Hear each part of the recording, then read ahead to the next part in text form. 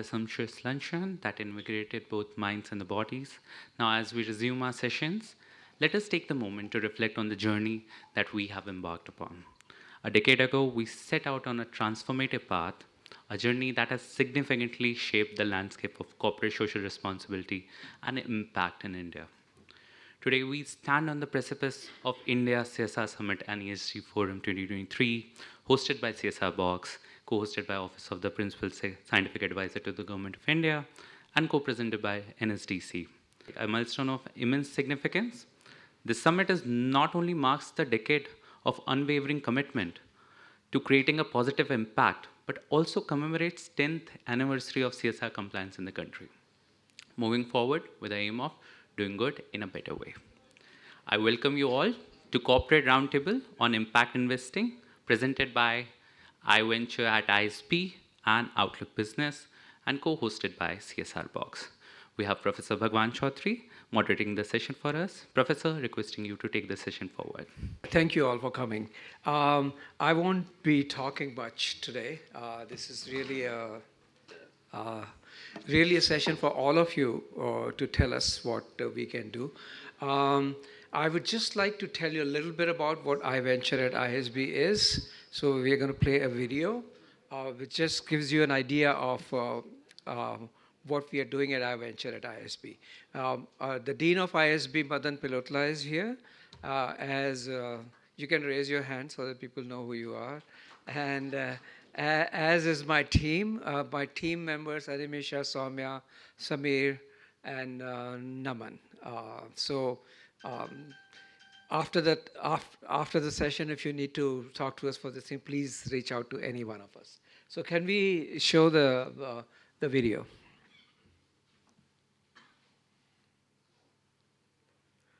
That's not a good start. Let's do it the better way. Okay. Is there volume? Old beginnings and countless innovations. Welcome to the journey of iVenture at ISB.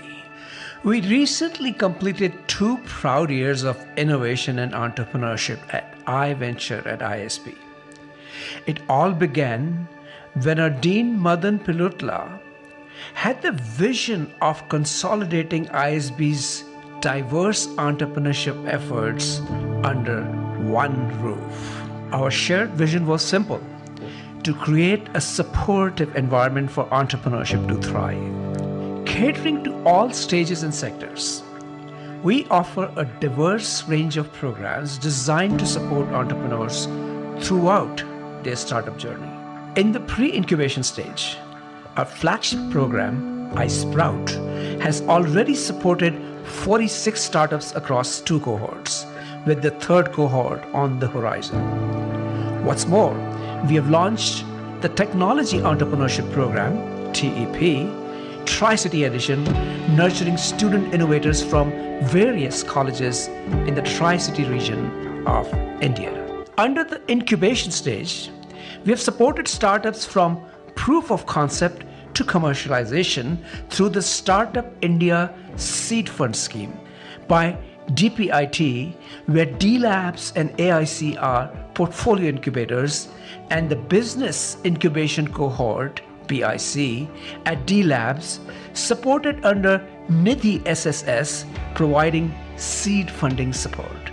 Our Startup Incubation Program, dedicated to nurturing early-stage startups, had its 5th cohort focused entirely on SaaS, proudly supporting 7 promising startups. This year, AIC ISB became a portfolio incubator for the Nidhi Entrepreneurship in Residence program by DST Government of India, helping aspiring entrepreneurs pursue their entrepreneurial dreams. In the acceleration stage, iHeal at ISB, our flagship healthcare accelerator program, supported 15 high-potential startups in the 1st cohort.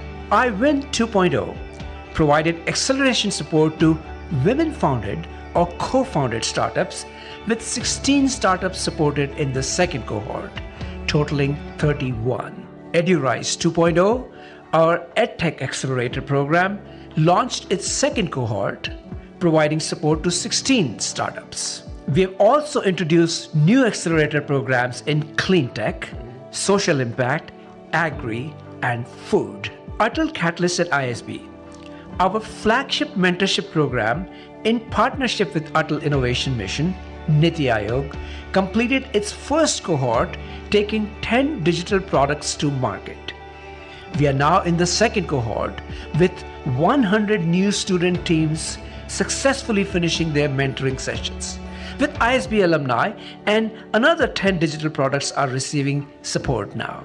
Our flagship entrepreneurship program, Tricor, in collaboration with the Telangana government's Tribal Welfare Department, completed capacity building sessions for 200 aspiring tribal entrepreneurs, 4th year in a row. Strategic partnerships have been pivotal in our journey. Here are some key collaborations that have shaped our success. The Blockchain Impact Lab, in partnership with S&P Global, stands as a thriving hub for the creation and dissemination of knowledge about blockchain and its profound impact on society. We joined forces with Broadridge India, a partnership dedicated to fostering innovation and providing unwavering support to promising startups. Web3 Wednesdays, in partnership with MetaBuild, provided a platform for like-minded individuals in the Web3 space to gain industry insights and network. We've also onboarded new partners for our startup toolkit. Our extensive network includes institutional partners, incubators, accelerators, government entities, corporates, and investors. Our dedication to mentorship and knowledge sharing has been constant. Some of the initiatives we launched were Mentor Hours under iMentor at ISB, which offer vital support through mentorship, and the Knowledge Series, featuring luminaries like Professor Ashwath Damodaran. I Speak at ISB brought start founders like Vishal Jindal, founder Biryani by Kilo, and co-founder Lahori Jira in the 4th edition, and Shanti Mohan from Let's Venture in the 5th. We hosted I Hustle at ISB. Our 4th edition of I Connect at ISB, in collaboration with Pete Spitz-Pilani, drew 300 plus attendees from across India, themed around community. We also proudly launched the Co-Founder Match platform. In partnership with the Nudge Institute, we co-hosted Charcha 23, a livelihoods summit. Startup 20 saw the inception meet at ISB Mohali and were part of the Startup 20 Shikhar. On the global stage as well, our outreach has been remarkable. We have fostered partnerships with international institutions and welcomed distinguished diplomats. Here are some key highlights. London Conference 2022, in partnership with London Business School.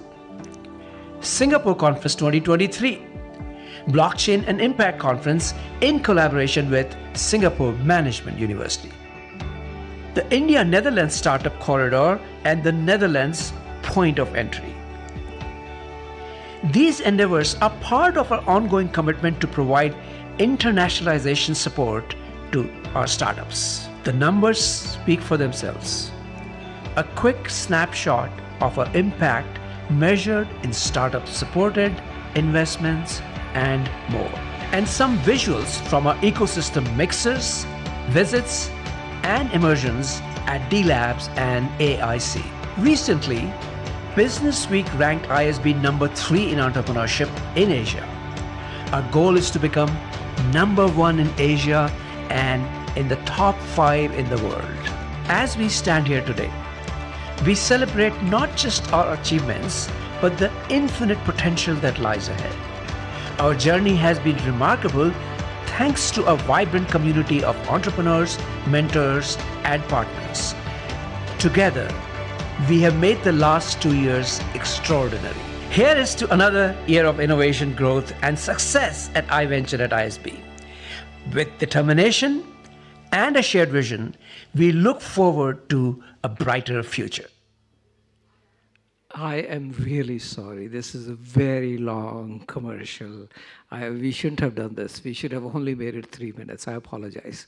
But to repent for it, I will not speak much throughout the hour. Let me invite Suchetna from Outlook India. Hello, everyone. I'm Suchetna Ray. I'm the editor of Outlook Business. I'm going to take a little detour here. It's been a day where we've been talking about CSR, about ESG. We're going to talk about impact investing. I'm going to take a short detour here and talk about media. Without sounding pedantic, I'm going to repeat what the media has done through the ages, which is narrative setting. As the fourth pillar, as the fourth estate, it is imperative for media to set narratives. You have to, of course, forget the current state that Indian media finds itself in, and just allow me a little time to explain to you how Outlook takes its media responsibility and intertwines it with sustainability. What I mean by that is that we are at a very important crossroad of human civilization. What the COP27 last told us is that we barely have another 2 decades of life on Earth. Now, it is that moment where we decide which way humanity will shape its life. Humanity will shape its future. At a time when the need of the hour is to talk sustainability, is to talk climate change, the world is grappling with 2 wars which is opened in 2 fronts. There is Israel-Palestine, and then there is the Russia and Ukraine war, which is almost entering its second year. So what we realize is that while there are policy papers, there are white papers which dedicate itself, a lot of space is dedicated to talking about climate change, exhorting global population, especially corporates, to take affirmative action as far as climate change is concerned. Somehow, we are losing track. Policymakers globally are losing track. Why else and how else will you justify 2 wars that are going on when it's very clear that we just have 2 more decades to live the way we understand life as of now? I'll go into what Outlook has been doing, because that is where the criticality of Outlook's role has been in India. It's been in circulation for the last 27 years, where we are known for our credibility and we are known for setting narratives. How can I scroll down? Thank you.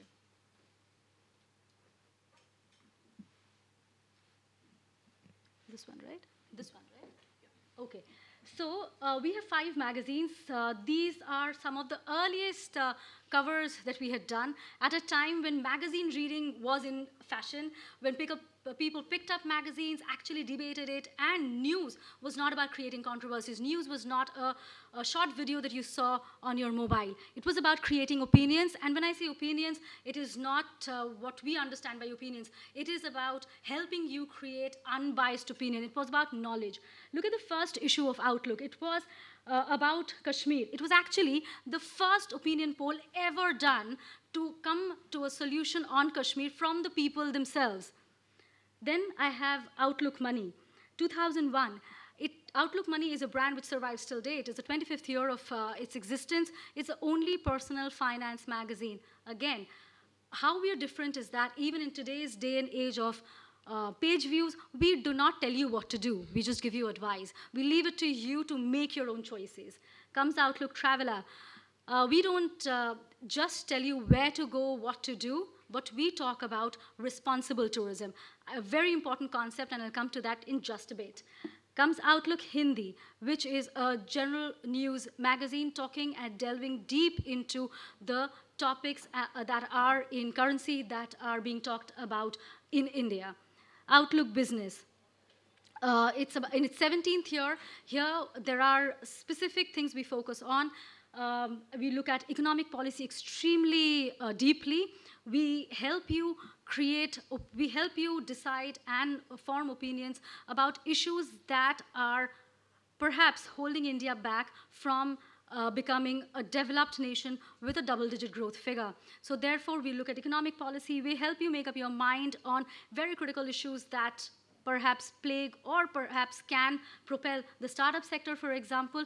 We understand that policy making is the most critical aspect. Again, it is unbiased, it's non-partisan. We are not here to cause dissent, perhaps, but to help you form opinions where we give you the facts and we leave it for you to decide what to do. Why am I telling you all of this? I'll show you a short video. It is about a speaking dinosaur. If you all remember, 2 years back, his name is Frankie. Frankie made a dramatic entry into our laptops, and it was created by the United Nations. It was first shown, Frankie made his debut at COP26, which was held in Glasgow, if my memory serves me right. Now, Frankie made a very important point, which whether we're policymakers, whether we are business decision makers, whether we're journalists, we forget from time to time. I'll just show you the video. It's not moving. It's not playing. Yeah.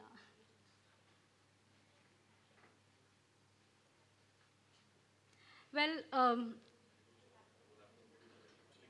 I think there's a little bit of a technical glitch. It's supposed to play here. I'll just summarize the video for you. This is Frankie the dinosaur, who makes a dramatic entry into a UNDP meeting, which is being held in New York. You have top decision makers, global decision makers in a room, and Frankie comes along. Of course, everybody's scared. They run helter-skelter. Frankie says something very important. He says that I'm extinct, and there's a reason why I'm extinct. It's because I did not take my life very easily. I caused my own extinction. You human beings are better than me, because while I am allowed to talk today, an animal is not usually talking. You have the faculty of an active mind. So therefore, exactly what I began with, instead of wasting your time on wars, let's try and ensure that we are not extinct in the next 2 years. A very poignant statement that Frankie made. Sadly, lost on global policymakers. Again, I come back to media again. And I come back because this is where media plays a very important role. It is to keep reminding people who matter that sustainability is the narrative that needs to be set. It is beyond the next election, beyond the next state election, beyond a certain political leader and what he is doing. It is the conversation that needs to be had. Now, to understand media, especially Indian media, because a lot of criticism is usually laid at our door every now and then, we need to understand how we function. We do not have a business model. It's not the US. We're not run by trust. There's no business model that Indian media really has. The business model is that we depend largely on ads or sponsorship, which again, in turn, is dependent on government, yes, on corporates. Now, an economy, even if you're growing at over 6%, let's understand, it is not the best that it has been doing. It is the best given the current scenario. Yes, it is doing better than most parts of the world, but it is still not up to our potential. So therefore, corporate spending is, again, a constraint. So where do we get our advertisement from? How do we pay for what we are talking about? Because we have to understand that it's not just a social cause that media is in business. We have to be in business, so we need money. But that is where Outlook comes into the picture. Beyond headlines, breaking news, and controversies, we look at true journalism, and we aim at doing good for good. The news media has the power to think beyond the today and now, to drive important narratives like sustainability, and that's exactly what Outlook Group is trying to do. A word that I've heard since I was a student of economics was return on investment. A very important word in whichever business you operate in, including media. Listed or unlisted, business model or no business model, return on investment is very important. Now, at Outlook, we believe that setting a narrative is the return on the investment we are making. If even one story on sustainability is creating an impact, that's the return we're looking at. Therefore, there are various platforms that we set this narrative through. Responsible tourism, agri-tech, Potion, ESG Bharat are some of them. I come to responsible tourism first. It's the 4th largest carbon emitter. Indian tourism, that is, just after US, China, and Germany. What do we aim to do through responsible tourism? It's a platform that we've created. It's a common ground for tourism communities to meet, discuss, grow sustainably by not only starting the conversation, but we also offer a podium to recognize the efforts that are being made in making tourism sustainable. In a country like India, tourism is the backbone of local economies, right? It is a job creator for large swathes of this country, of many, many states that depend entirely on tourism. So therefore, responsible tourism is a conversation that needs to be driven to the lowest common denominator. And we aim to do that. Again, we get asked questions like sponsorship, like money. Again, I'm telling you, at Outlook Group, we believe that if we set a narrative, a long-term narrative, that's our return on the investment of writing stories. Agri-tech. This is a platform that we've created considerably new because we had something called Outlook Krishi. We are looking at the problem that agriculture creates. Remember, it accounts for, agriculture globally accounts for 14% of total greenhouse gas emissions. In India also, the total contribution is in double digits. This is higher than any other industry in the country. So it is clearly the largest polluter. What we aim to do is to create a platform for policymakers, for leaders, for tech providers across the globe to share their knowledge in ensuring that this the GHG emissions are brought down significantly. We're looking at finding solutions, creating a community, and recognizing efforts towards efficient agricultural development. Outlook Poshan, nutrition that is, and here again, I'll just throw a number at you, 4.5 times as many crop failures today is predicted by, again, the UNDP, which says that due to climate change, there will be 4.5 times more crop failures by 2030. That's likely to create a huge crisis as far as food chains are concerned, as far as nutrition is concerned. And therefore, the aim of Outlook is to start a conversation about the problem of nutrition, especially in a country like India, which is looking at multiplying its growth trajectory, and it's chasing a double-digit growth figure. So we are looking at creating a long-term narrative about the problem of nutrition that has long plagued India. The outcome that we look at is just the recognition, and we're looking recognition by policymakers and decision makers of this specific problem, and we encourage efforts towards making nutrition a part of everyone's life. I come to ESG now. Outlook started talking about ESG since 2021.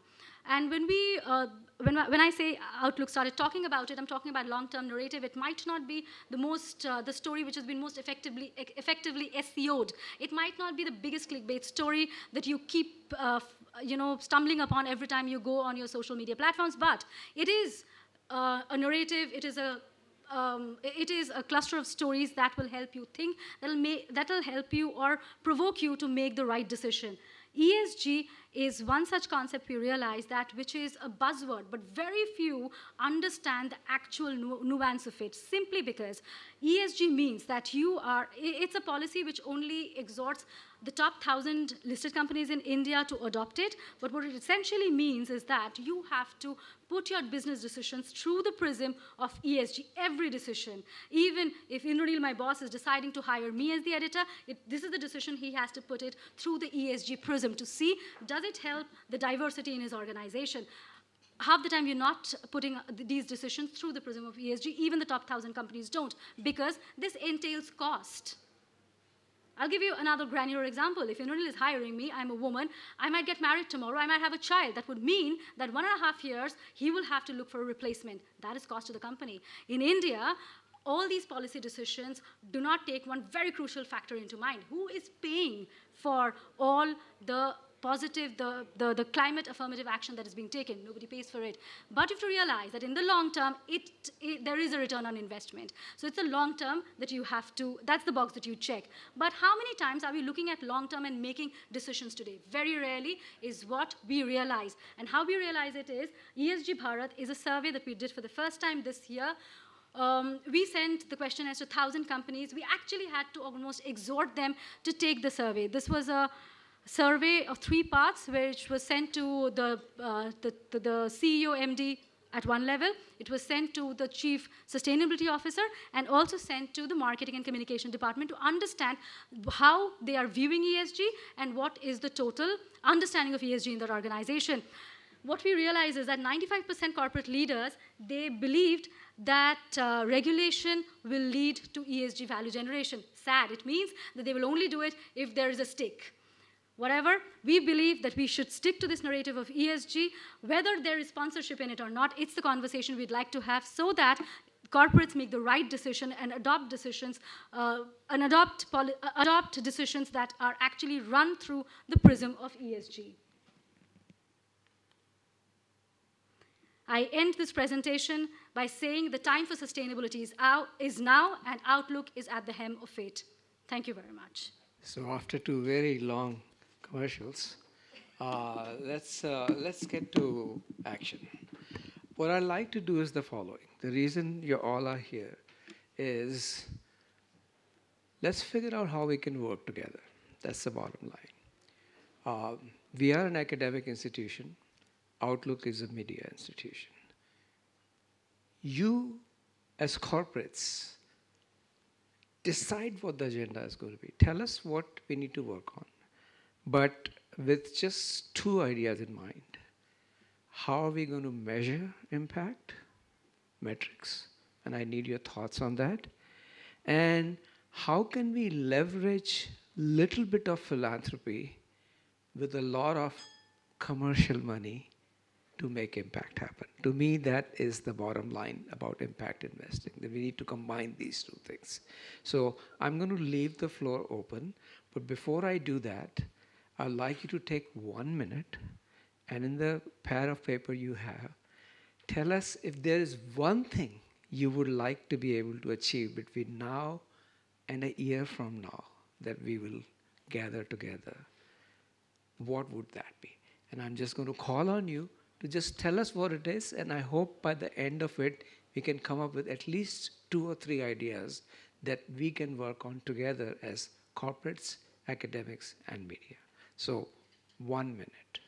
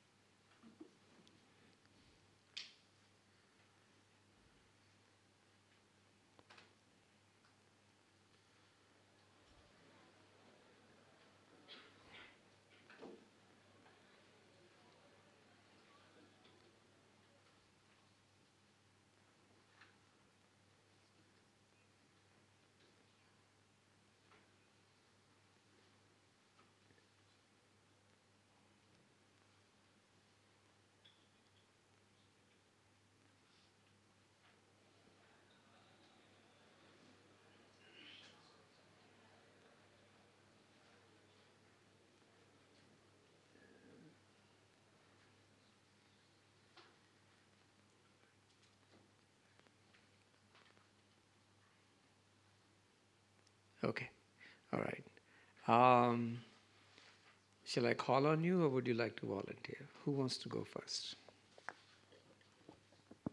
I'm a professor. I'm very good at calling people. If you don't raise your hand, I will call on you. Mr. Bhaskar Majumdar, are you here? Okay. Tell us, what would you like us to do together? See, for our company, we are working on 3 different action points. One is doing something for the environment, second will be for education, third will be for healthcare.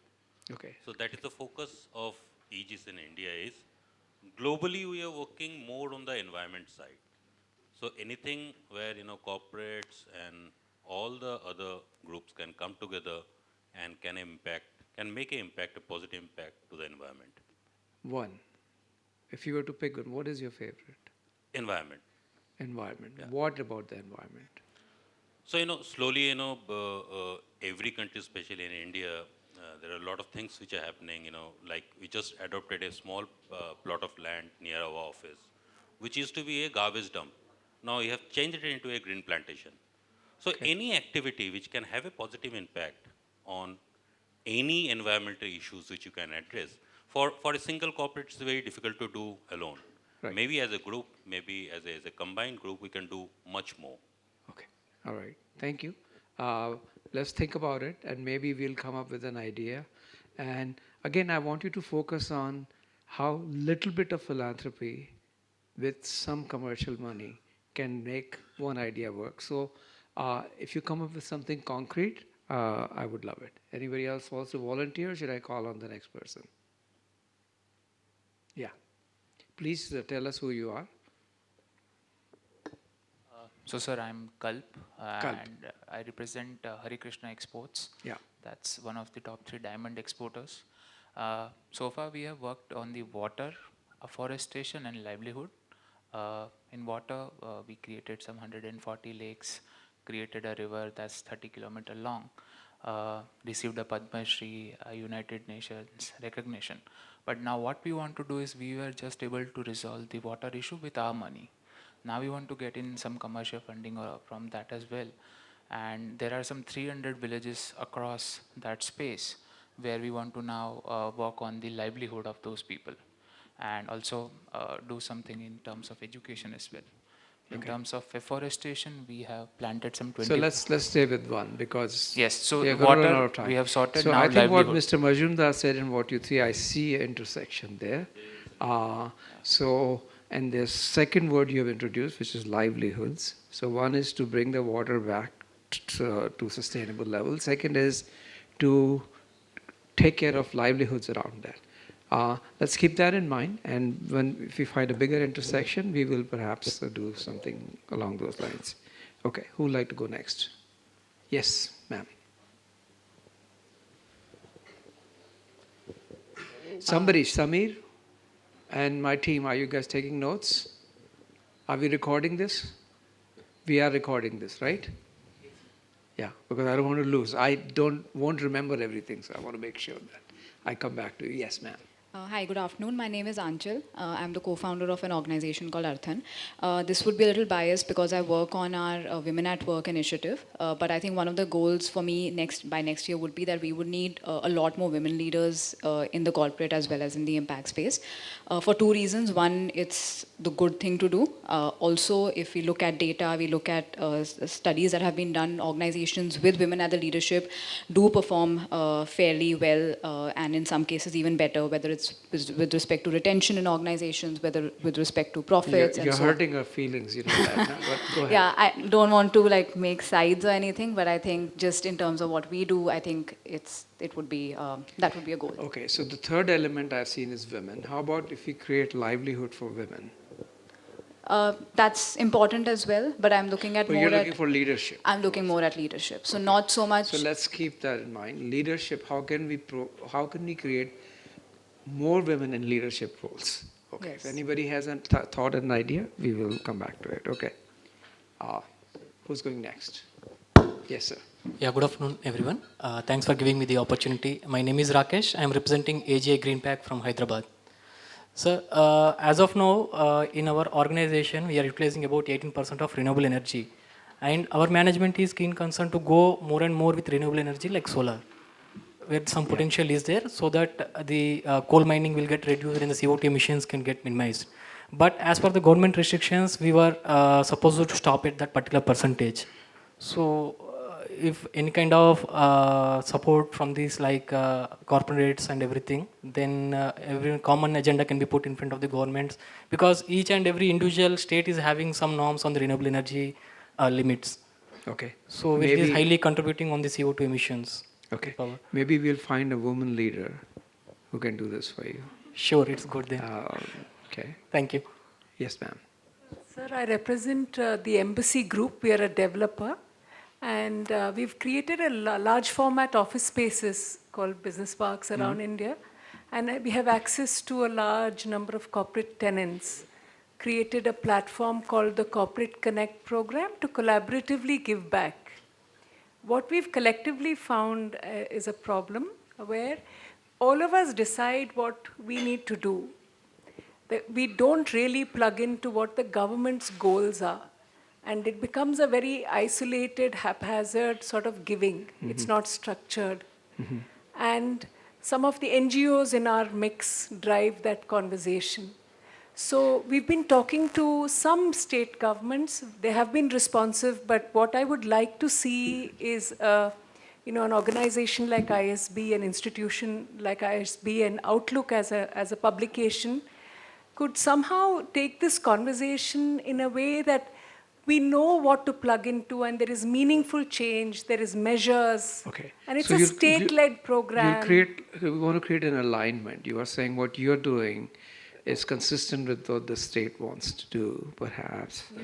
Ideally. And so not in bits and pieces. Is that the only reason you want the government in, or you want government to fund some of it? See, we've been, it would be nice to have a collaborative process. Okay, do you need money from them?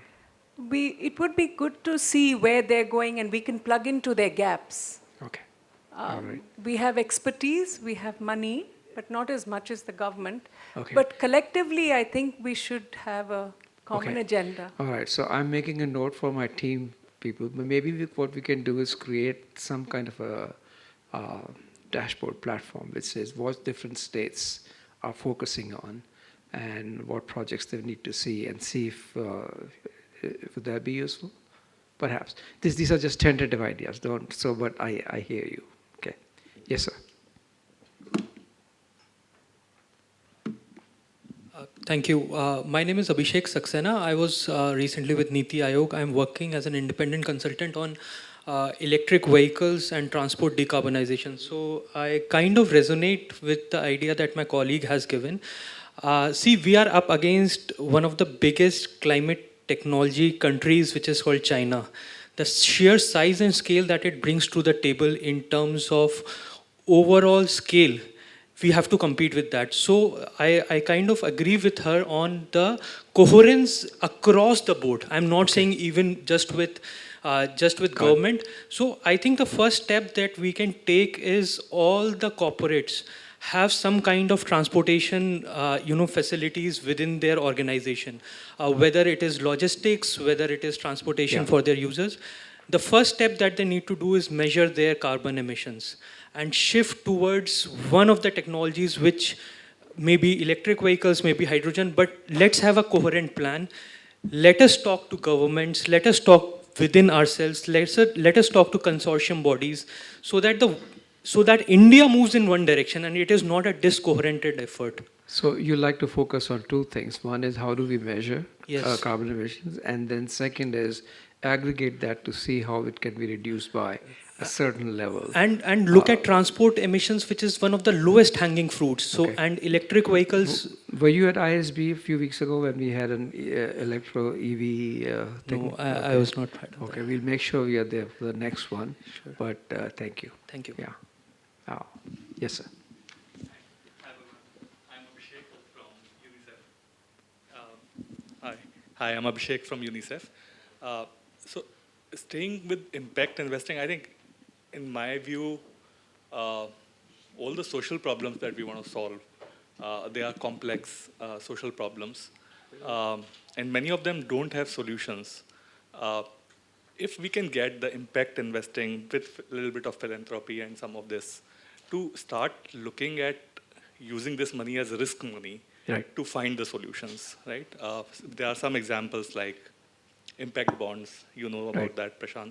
So if we can find those and create solutions, then that could be adopted by the governments to scale up. That looks to me like a solution that we should look at a year from now. So one of the things I've suggested in the research I've done is for corporates to buy social impact bonds and social impact guarantees and give it to the government instead of, So use the CSR money to buy those bonds and then let somebody else monitor it to make sure those outcomes, So pay for the risks. Right. So they don't have to pay for all of it. What you're saying is if I provide the guarantee. Exactly. Excellent. Yes, sir. Yeah. So I'm from Hyderabad, fact, one of his students is my boss, Dr. Meghna Kambam, who is working in early childhood development. And basically, the theme is not from the classroom to career, but the cradle to career. So what actually happens, by the way, India is having almost like 9% population from zero, that is from birth to 5 years to 6 years of age. And they are the future. So, and most of the things that are happening inside the head of the child is in the 5 years. And everything, all causal pathways get closed after that, except the cognition part. If these are all not getting, they're all getting closed, there's no point in having something in the front and trying to push it. So the connections happen. So we are working to connect science to practical applications. So the majority of this population lies in the rural areas. So how do you empower, the question that you were asking was, how do we empower women? The woman empowerment initially starts from the village, where the child is in the lap of the mother, and if the mother is empowered with the right knowledge, few simple things, if you are able to explain what really happens, and I think she can make, either it's a Bill Gates' child or her child, it's the same in the template when they're born. Okay. And whatever happens in the first 5 years. So my narrative would be, my recommendation would be, actually, even for Outlook, nobody really talks as a national priority, the early childhood development. They only talk about nutrition. And there's a lot of studies there. Just nutrition doesn't help. After 5 years, again, the child goes down. Nutrition with stimulation, it is as good as anything else. Okay. So if that narrative can be pushed and make as a national agenda, early childhood is the next thing. And we are going to see the returns. In fact, we have already done, she has done already for about 60,000 children over the last 1 year, and we have the results. Okay. And so let me repeat. And the corporate CSR doesn't agree with this. Corporates don't understand it because they think this is what it is. And here, what we are trying to tell, okay, then let us invest and show to them. And so we have invested as a company about 70 lakhs. And no investment came in because we want to prove a point and then leave it to the other people to see what they do. Because here we have talked to a lot of companies and they don't understand. And they talk about CS. We are not eligible for CSR. We are a for-profit company. So let me interrupt and say, yes. Okay, if other people don't understand, there are two problems. Either they don't understand or we are not explaining. So let's work on that. So let me repeat what you're saying. I think the 2 or 3 things you've said is, one is stimulation for a child from 0 to 5. A major person that is the woman, the mother. So if you can empower the mother, that can provide nutrition and some amount of stimulation. And the second thing is, if we can show, measure, and say this actually works, then we will be making more convincing case. Is that a fair? Yeah, 100%. Okay. All right, let's move on. Yeah. So let me say other thing. Feel free to steal each other's ideas. Okay, I'm all for stealing. I think the best things have happened because people have stolen. Look at what Steve Jobs did. He stole Xerox and everybody else. So if you like somebody else's idea, please go ahead and talk to them after this, and let's work together. And we are happy to help both Suchetna, Outlook, and ISB. We will. So I'm going to do pollination. Yeah. So, being a professional services firm, I come from PwC, so I have a different perspective to this discussion. And I'm just building on what Abhishek and you had that discussion earlier. I was involved in designing of a skill impact bond. And, there were times when there were 7 legal teams sitting across the globe trying to thrash out an agreement, which is just a future contract, a contract for a future payment. Yeah. So, the way I've seen it, a lot of international institutions have come in, thanks to USAID and others who have participated and done a good job to, socialize this. But at the same time, the way I have seen this emerge, it seems like a big boys club where people with that kind of resources and that kind of transaction cost and that kind of expertise can participate.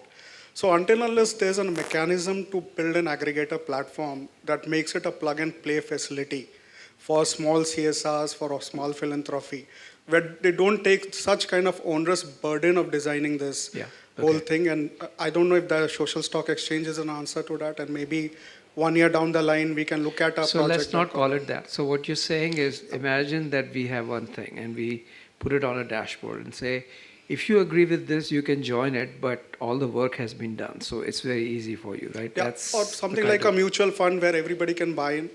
So that's not a big deal in terms of decision to invest. Okay. So I would offer you some of my students who can maybe take your idea and see what they can do with it, perhaps. Okay. Sure. So let's have a conversation with that. Yes, sir. Professor, I took your class about 10 years ago on risk. And there was a story about stocks. I don't remember the story, but the concept of risk still stays with me. Here in India, and I work for an organization called Asia Venture Philanthropy Network. So we are present all across Asia in 33 different countries. And we bring together funders, social funders. And we've raised about 11 million so far in collaborative philanthropy, where multiple people are doing what the gentleman in front of me just said. It's very difficult to do in India, given the mindset that we have. I'm saying this in a room full of corporates, so I hope I don't, So what do you mean? What are you saying? I don't get it. You have $11 million and nobody wants to take it? No, people are ready to take it. The problem here is when you say risk, the ability to take risks goes up when people come together and they see that there are others sharing in that risk. Okay, got it. But if people were to come together, it's not just the financial engineering of it, it's also the trust. To say that somebody else has done the work and we should trust and not do the same thing over again, the same diligence. I will structure my product separately to the same person, increasing the transaction cost, all of that. So for me, in 1 year, if we are able to figure out a way in which corporates can actually invest together in whatever format, and that needs more than just the financial intermediation, it requires a trust intermediation as well. Got it. I think that would be fantastic. Got it. I think that theme has come 2 or 3 times. I think let's work on it. That if you can take 1 or 2 ideas that a lot of people agree on, let somebody, not intermediate, let somebody create that platform, if you will, so that it's easy for other people to just do plug and play and say we want to be part of it. So I made a note of it. I may not remember, but it's on video. So I'll go back and, yes, sir. Hi, I'm Vinay Arora from S&P Global. Like every corporate, we also have 2% of the profits that we need to shell out for the CSR funds. Yeah. Now, though the amount can be big, but relatively looking at the overall money that we can think of is not that high, right? Yeah. Now, how we can make impact, I think, as you also mentioned, combining this with corporates or with the public money or with corporate money, right? There can be a bigger impact that we can make through that. Because mostly what we look at is maybe, a school, we adopted a school, we maybe did a green drive, but that's not making a huge impact. So maybe how can we plug in those 2 things, bring them together, and maybe look at a bigger venture that we can start, or maybe even funding startups, right? With CSR, we can't do that. But is there a way that... So the government has now allowed entrepreneurship as one of the things where CSR money could be invested. So I'm being very selfish because I venture at ISP. We can do some of that. So I think, again, this idea is coming up. But maybe what we'll do is, maybe based on what I have heard and what you will write to us later, we'll create a list of things and let people give their feedback. And we'll pick maybe 1 or 2 ideas. So rather than boil the ocean, we'll just pick 1 and see what we can do in a year. Does that make sense to people? Perhaps. Okay, so I'll come back to you. This is just a thought that occurred to me. Yes, ma'am. Hi, I'm Saujanya. I lead CSR for Cummins in India. We work across education, environment, and equality of opportunity. What was the last one? Third one? Equality of opportunity. So equality of it's working for groups which are more marginalized and vulnerable, including rural folks. And so the 2 things that come to my mind that what we need to focus on in the next year. personally I think is about creating climate resilient communities. So I'm just coming back from Osmanabad where there's no drop of water, there's no next cropping cycle that's going to happen in that community.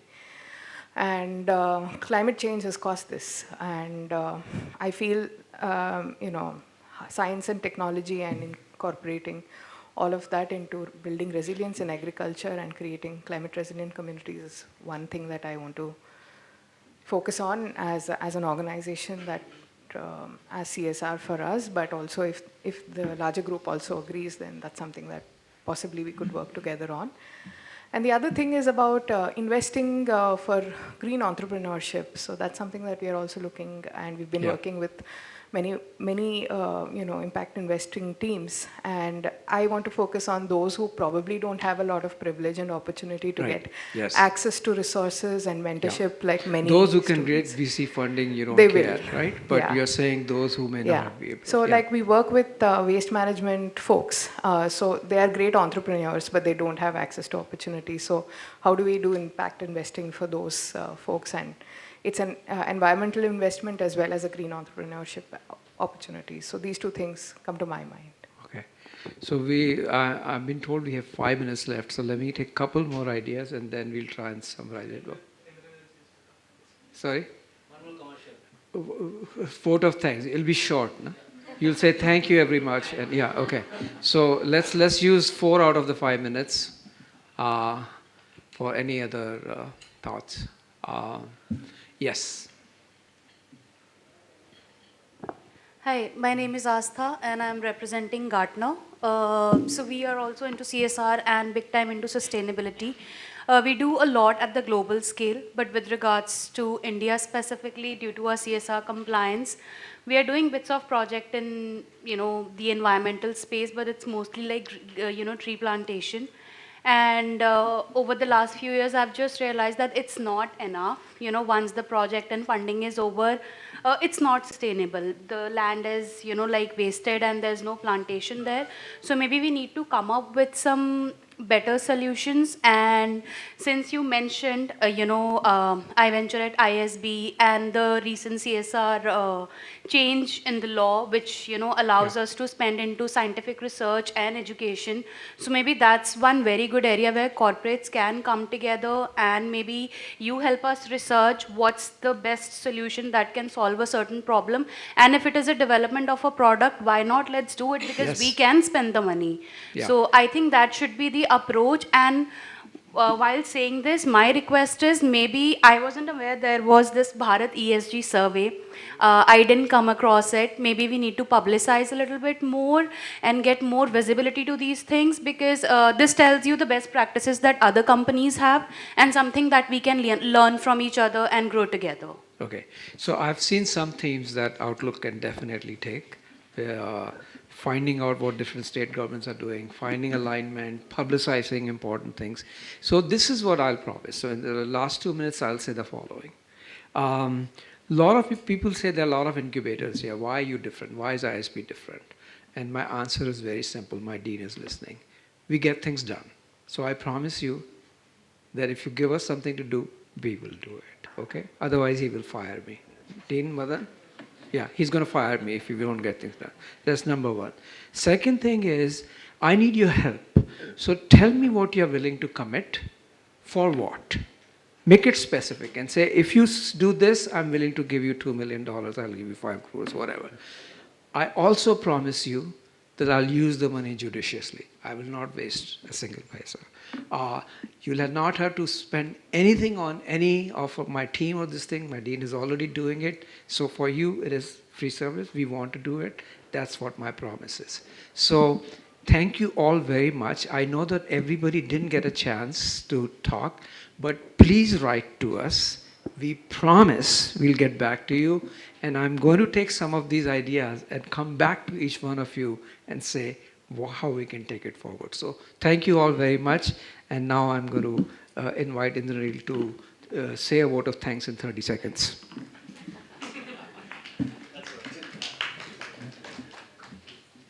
Thank you, Professor Chaudhary. It's always a delight to listen to you.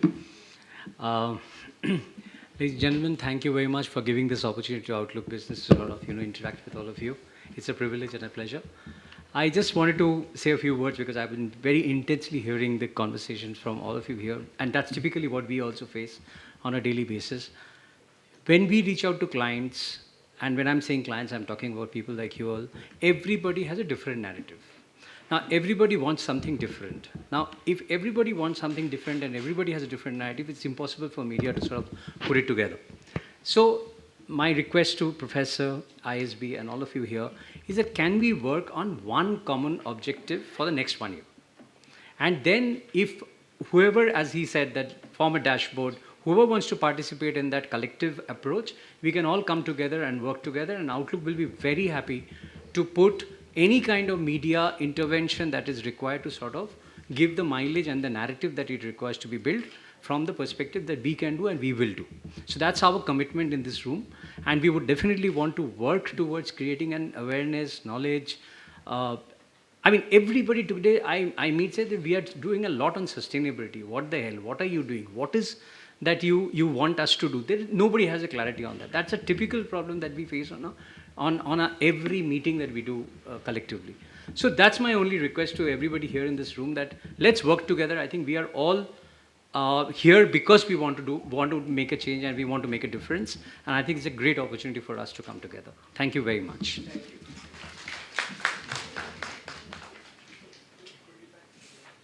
Okay, so we have some goodie bags for you to take out. This is not to give you any gift or anything. This is to make sure you'll remember us. So it's really an advertisement. One of the things in the goodie bag is a book that I recently wrote with Anas Ahmed. It's called FinTech for Billions. So please read it, and there are some ideas in there. And if you would like to help us implement any of these ideas, there are many ideas related to women and a vulnerable population, we would love it. But even if you don't want to work on it, you just want to just write to us, please do, we would love it. So thank you very much.